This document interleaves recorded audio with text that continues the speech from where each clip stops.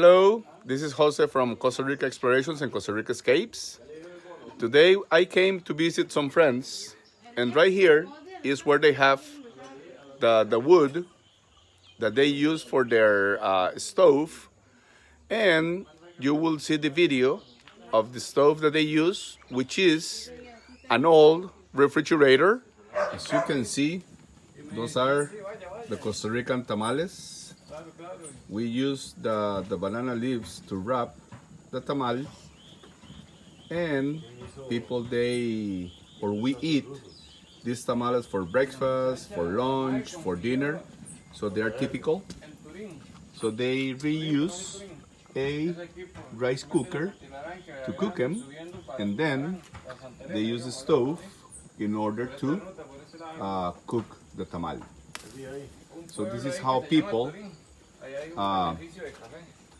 cook here in Costa Rica in the countryside, and then that adds a good flavor to the food.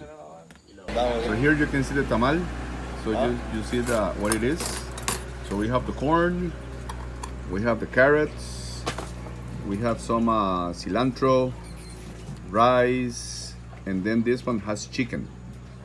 So this is a Costa Rican tamal.